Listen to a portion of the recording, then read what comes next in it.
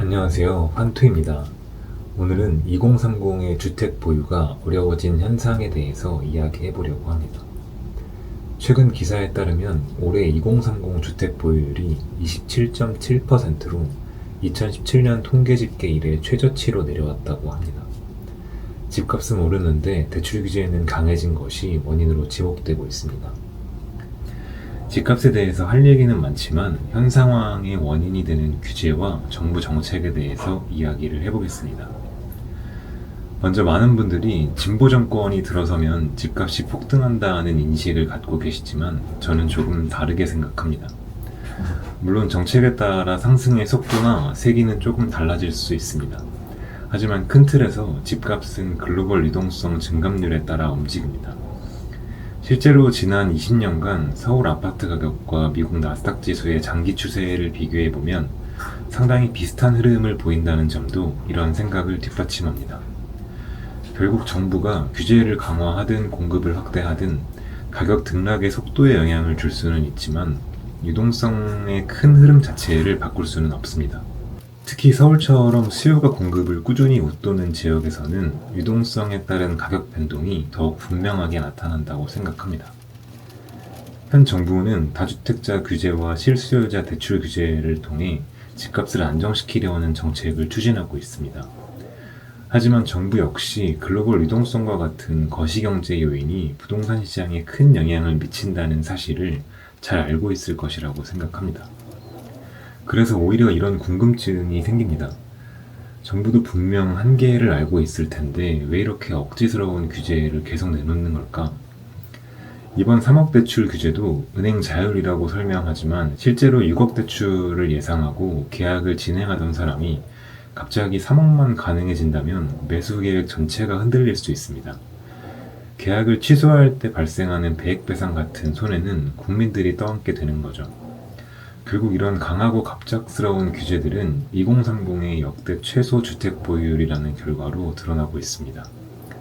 사실 집값이 유동성의 크기에 비례해서 비싸지는 것이기 때문에 한 국가의 경쟁력이 강할수록 국민들의 소득이 높아질수록 가격이 올라가는 게 정상적인 상황입니다.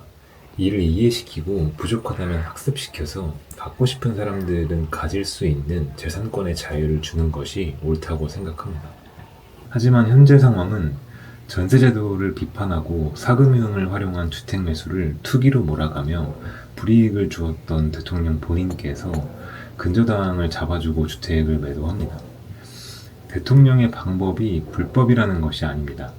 개인 간의 계약이기 때문에 당연히 근저당을 잡을 수도 있고 서로 합의하에 계약 조건을 설정할 수 있는 게 당연한 자유의 권리라고 생각합니다. 하지만 국민들은 각종 규제의 허들을 넘지 못해서 2030 10명 중 3명도 집을 갖지 못하는 상황인데 정작 본인께서는 추진 중인 정책과 반대되는 계약 조건으로 거래를 한 것에 대한 불공정함을 이야기하는 것입니다. 지금 이 순간에도 주택 매수를 고민하는 2030들은 또 어떤 추가 규제가 갑자기 튀어나올지 모르기 때문에 공포에 떨며 매수를 망설이고 있을 텐데 잡히지도 않을 집값 잡아보겠다고 2030만 잡는 거 아닌지 모르겠습니다. 개인의 가치관에 따라 정책의 방향에 찬성할 수도 있고 반대할 수도 있다고 생각합니다. 하지만 이 민주주의는 자본주의라는 틀 안에서 서로의 논리를 충분히 설명하고 상대를 설득하는 과정도 중요합니다. 그런데 최근에는 정책이 충분한 논의나 예고 없이 일방적으로 시행되는 경우가 많다 보니 이게 정말 효과가 있을까라는 기대보다는 와, 이번에 집 사려던 사람들 어떡하냐라는 걱정과 언젠가는 이런 일이 나한테도 발생할 수 있겠구나라는 불안감이 먼저 드는 것 같습니다. 차라리 부동산 가격은 정부 정책만으로 통제할 수 없다는 점을 충분히 설명하고 여야가 함께 장기적인 공급 정책과 금융 정책을 고민하는 것이 더 바람직하지 않을까라는 생각도 해봅니다. 최근 국민 토론회에서 대통령님 대출 좀 풀어주세요라는 말이 나왔다고 하는데 개인적으로는 이 말이 마치 모든 정책 결정이 대통령 한 사람에게 달려있는 것처럼 들려서 조금 민망하기도 했습니다.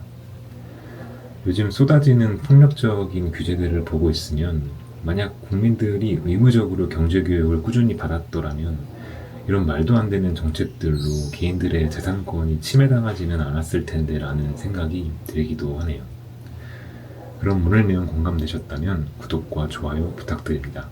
감사합니다.